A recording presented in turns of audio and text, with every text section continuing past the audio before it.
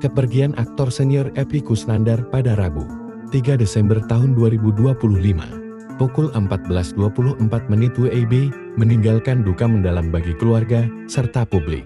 Di balik suasana haru di rumah duka Jagakarsa, terungkap kisah terakhir yang menyentuh sebuah janji Epy kepada anak-anaknya yang belum sempat ia wujudkan.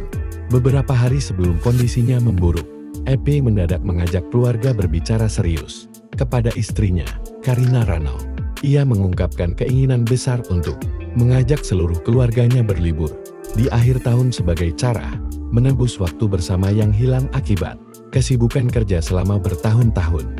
Rencana itu bahkan sudah disusun detail dari tempat tujuan hingga penginapan. Namun kondisi kesehatannya kian merosot, membuat perjalanan yang diimpikan itu tak pernah terlaksana. Bagi keluarga, keinginan sederhana tersebut merupakan bukti bahwa Epy menempatkan keluarga sebagai pusat hidupnya di tengah perjuangan panjang menghadapi penyakit.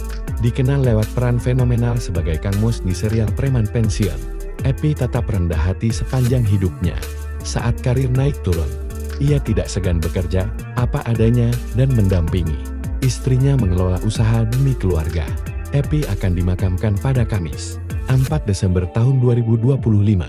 Di TPU Jeruk Purut, para pelayat dari berbagai kalangan hadir, bukan hanya menghormati sosok aktor senior, tetapi juga manusia sederhana dan tulus yang hidup dengan dedikasi penuh.